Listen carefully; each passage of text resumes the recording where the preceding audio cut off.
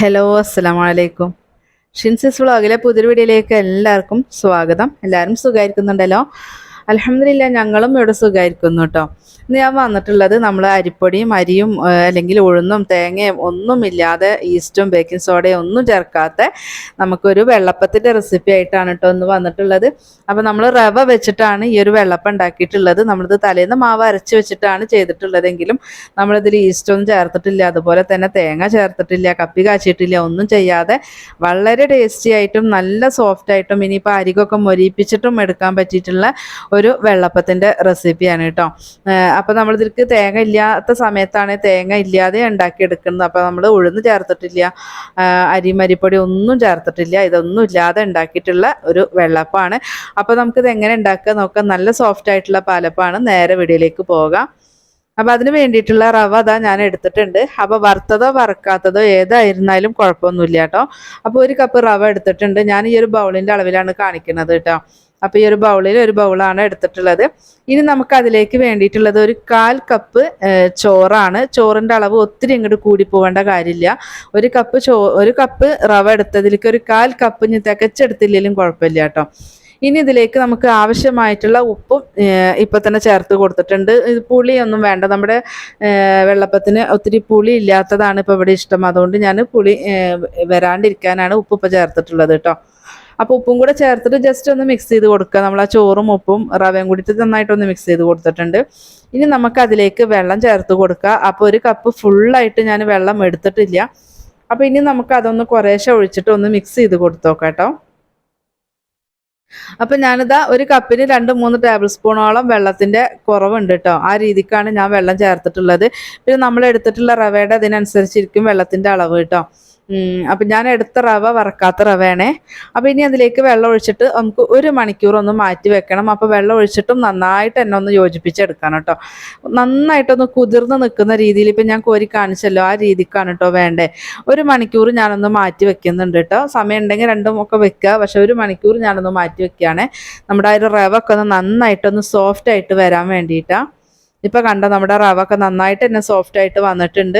നമ്മളിതിൽ അരയ്ക്കുമ്പോൾ ഇനി കൂടുതലൊരു വെള്ളം ചേർക്കലിൻ്റെ ആവശ്യമില്ല കേട്ടോ. ഒത്തിരി അങ്ങോട്ട് വെള്ളം ചേർക്കണ്ട. അരച്ചതിന് ശേഷം നമുക്ക് നോക്കിയാൽ മതി. പിന്നെ നിങ്ങൾ ഇഡ്ഡലിയാണ് ഈ ഒരു ബാറ്റർ കൊണ്ട് ഉണ്ടാക്കുന്ന വെച്ചെങ്കിൽ അത് അരയ്ക്കുമ്പോൾ തന്നെ ശ്രദ്ധിച്ചിട്ട് കട്ടിയിൽ തന്നെ അരച്ചെടുത്താൽ മതി കേട്ടോ. അപ്പം ഞാൻ വെള്ളപ്പായതുകൊണ്ട് തന്നെ കുറച്ച് ലൂസിലാണ് കേട്ടോ അരച്ചെടുക്കുന്നത്. അപ്പോൾ ഇഡ്ഡലി ആണെങ്കിൽ നിങ്ങൾ വെള്ളം ഒരുപാട് ചേർക്കണ്ട, ഇങ്ങനെ അരച്ചെടുത്തിട്ട് ബാറ്റർ റെഡിയാക്കിയാൽ മതിയേ. അപ്പോൾ നമ്മൾ ഒറ്റ തവണ അരച്ചെടുക്കാനുള്ള മാവേ ഉള്ളൂ കേട്ടോ. അപ്പോൾ അതുകൊണ്ട് ഞാൻ മുഴുവനായിട്ട് മിക്സിയുടെ ജാറിലേക്ക് ചേർത്ത് കൊടുക്കുകയാണ്. ഇനി ആ ഒരു പൊടി എടുത്ത ഒരു പാത്രത്തിൽ ഇതാ കണ്ടോ, ഒരു 1-2 ടേബിൾ സ്പൂൺ വെള്ളം ഉണ്ടായിരിക്കും. അതും കൂടെ ഒഴിച്ചു കൊടുത്തിട്ട് നമുക്ക് നന്നായിട്ട് ഇതൊന്ന് അടിച്ചെടുത്തിട്ട് വരാം. നന്നായിട്ട് തന്നെ അരച്ചെടുക്കുക കേട്ടോ. അപ്പോൾ നമ്മുടെ ആ ഒരു റവയുടെ കൂട്ട് ഞാനിത് അരച്ചെടുത്തിട്ടുണ്ട്. അപ്പം ഇനി ഇതൊരു പാത്രത്തിലേക്ക് മാറ്റുകയാണ്. അപ്പം ഞാൻ ആ ഒരു പാത്രം ഞാനൊന്ന് മാറ്റുന്നുണ്ട് കേട്ടോ. വേറൊരു പാത്രത്തിലേക്ക് ഒഴിച്ചു കൊടുക്കുന്നുണ്ട്. നമ്മുടെ ഈ ഒരു മാവ് ഒത്തിരി ഇങ്ങോട്ട് പൊങ്ങി വരുന്ന മാവൊന്നും അല്ല കേട്ടോ. അപ്പോൾ അതിന് അത്രയും വലിയ പാത്രം വേണമെന്നില്ല. പക്ഷെ അതെനിക്ക് മൂടി വെക്കുമ്പോൾ നമ്മൾ രാത്രിയൊക്കെ എടുത്ത് വെക്കുന്നതല്ല. അപ്പോൾ ഇങ്ങനത്തെ ഒരു പാത്രം ആകുമ്പോൾ അടച്ചു വെക്കാൻ നല്ലൊരിതല്ല. അപ്പോൾ അതുകൊണ്ട് ഞാനിത് ഈ ഒരു പാത്രത്തിലേക്ക് ആക്കിയിട്ടുള്ളത് കേട്ടോ. നമ്മുടെ ബാറ്ററിൻ്റെ ഒരു പാകം എന്ന് പറയുന്നത് ഈ ഒരു അളവിലാണ് കേട്ടോ വേണ്ടത്. വെള്ളപ്പാണ് ഉണ്ടാക്കുന്നത് വെച്ചെങ്കിൽ ഈ ഒരു അളവിലാണ് വേണ്ടത്. ഇഡ്ഡലി ആണെങ്കിൽ നമ്മൾ സാധാരണ ഇഡ്ഡലി മാവ് കൂട്ടി വെക്കുമല്ലോ, അതുപോലെ തന്നെ കട്ടിയിൽ കൂട്ടി വെച്ചാൽ മതി കേട്ടോ. ഞാൻ കുറച്ച് വെള്ളം ഒഴിച്ച് കൊടുത്തിട്ടുണ്ട് മിക്സിയുടെ ജാറ് കഴുകിയിട്ട്. ഇനി രാത്രിയിലാണ് ഞാനിത് വെക്കുന്നത്, രാവിലെയാണ് നമ്മളിത് ഉണ്ടാക്കുന്നത് കേട്ടോ. ഇപ്പം ഞാൻ കാണിക്കുന്നത് രാവിലെയാണ്.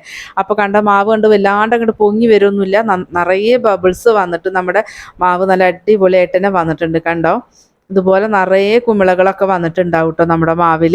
നമ്മൾ തേങ്ങയും ഈസ്റ്റും ഒന്നും ചേർത്തിട്ടില്ല. ഇനിയിപ്പോൾ ഇത് ചുട്ടെടുക്കുന്ന സമയത്ത് നിങ്ങൾ ഒന്നും ചേർക്കണ്ട, ബേക്കിംഗ് സോഡയോ ഒന്നും ചേർക്കണ്ട. നമ്മൾ ഉപ്പ് ചേർത്തതിൻ്റെ പേരിൽ ജസ്റ്റ് ഒന്ന് മിക്സ് ചെയ്ത് കൊടുത്താൽ മതി കേട്ടോ. അപ്പോൾ ഇനി നിങ്ങൾ ആ ഒരു ബാറ്റർ ഉണ്ടാക്കിയിട്ട്, നമ്മൾ ബാറ്റർ ഉണ്ടാക്കി റെസ്റ്റ് ചെയ്യാൻ വെച്ചില്ലേ, അതിന് പകരം നിങ്ങൾക്ക് അപ്പം തന്നെ ഉണ്ടാക്കണം എന്നാണെങ്കിൽ നിങ്ങൾക്ക് ഒരു 1/4 ടീസ്പൂൺ ബേക്കിംഗ് സോഡ ചേർത്ത് കൊടുത്താൽ മതി കേട്ടോ.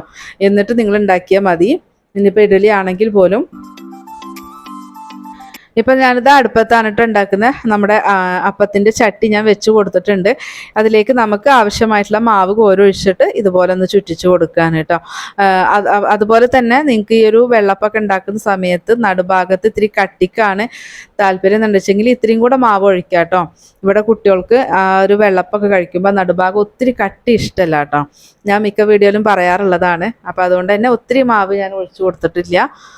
ഒരു തവി മാവ് ഒഴിച്ചിട്ട് ഒന്ന് ചുറ്റിച്ച് കൊടുത്തിട്ടുള്ളതാണ് കേട്ടോ.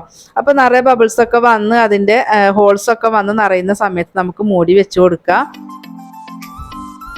ഇപ്പോൾ നമ്മൾ ആ മൂടി വെച്ചിട്ടുള്ളത് ആയിട്ടുണ്ട് കേട്ടോ. നല്ല സോഫ്റ്റ് ആയിട്ട് നിറയെ ഹോൾസൊക്കെ വന്നിട്ട് നമ്മളിതിൽ ബേക്കിംഗ് സോഡയോ ഈസ്റ്റോ ഒന്നും ചേർത്തിട്ടില്ല. നല്ല പെർഫെക്റ്റ് ആയിട്ട് തന്നെ നമുക്ക് കിട്ടിയിട്ടുണ്ട്. ഇനി നിങ്ങൾക്ക് അരികൊക്കെ ഒന്ന് മൊരിയിപ്പിച്ചിട്ടാണ് എടുക്കേണ്ടതെങ്കിൽ നിങ്ങളുടെ താല്പര്യത്തിന് അങ്ങനെ ചെയ്തെടുക്കാം കേട്ടോ. അപ്പോൾ ഞാനിത് അടുത്തത് ഒഴിച്ചു കൊടുക്കുകയാണ്. ഒരു തവി മാവ് മാത്രം കേട്ടോ ഞാൻ ഒഴിച്ചിട്ടുള്ളൂ. ഫ്ലെയിം കൂടി പോവുകയും ചെയ്യണ്ട, അതുപോലെ വല്ലാണ്ട് കുറഞ്ഞു പോവുകയും ചെയ്യരുത് കേട്ടോ.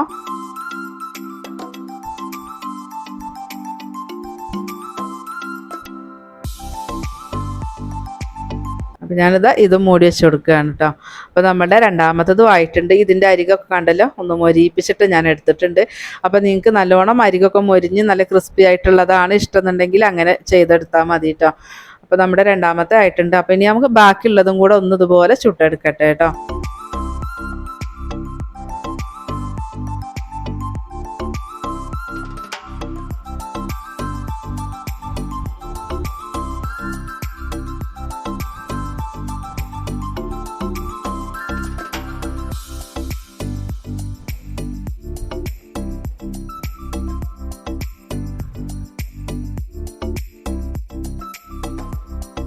അപ്പോൾ നമ്മുടെ വെള്ളയപ്പൊക്കെ ഞാൻ റെഡിയാക്കി എടുത്തിട്ടുണ്ട്. നല്ല അരികും മൊരിയിപ്പിച്ചിട്ടും മൊരിയിപ്പിക്കാണ്ട് എല്ലാം എടുത്തിട്ടുണ്ട് കേട്ടോ. അപ്പോൾ നല്ല ടേസ്റ്റി ആയിട്ടും അതുപോലെ തന്നെ ഈസി ആയിട്ടും നല്ല സോഫ്റ്റ് ആയിട്ട് ഉണ്ടാക്കാൻ പറ്റിയിട്ടുള്ള ഒരു വെള്ളയപ്പത്തിൻ്റെ റെസിപ്പിയാണ് നമ്മളിന്ന് ചെയ്ത് കാണിച്ചിട്ടുള്ളതിൽ. ഈസ്റ്റും ഉഴുന്നും അതുപോലെ തന്നെ തേങ്ങയോ അരിയോ അരിപ്പൊടിയോ ഒന്നും ഇല്ലാതെ നമ്മൾ വെറും റവയും അതുപോലെ തന്നെ ചോറും ചേർത്തിട്ടാണ് ഈ ഒരു വെള്ളപ്പം ഉണ്ടാക്കിയിട്ടുള്ളത് കേട്ടോ. അപ്പോൾ ഈസ്റ്റൊന്നും ചേർക്കാതെ ഉണ്ടാക്കിയിട്ടുള്ളതാണ്. അപ്പോൾ എല്ലാവരും ഉണ്ടാക്കി നോക്കുക കേട്ടോ. നമ്മുടെ വീഡിയോസ് കാണുമ്പോൾ ഒന്ന് ലൈക്ക് അടിക്കാൻ വേണ്ടിയിട്ട് മറക്കല്ലേ. പുതിയതായിട്ടുള്ള കൂട്ടുകാരാണ് കണ്ടോണ്ടിരിക്കുന്നത് വെച്ചെങ്കിൽ ഒന്ന് സബ്സ്ക്രൈബും കൂടെ ചെയ്ത് സപ്പോർട്ട് ചെയ്യണം കേട്ടോ.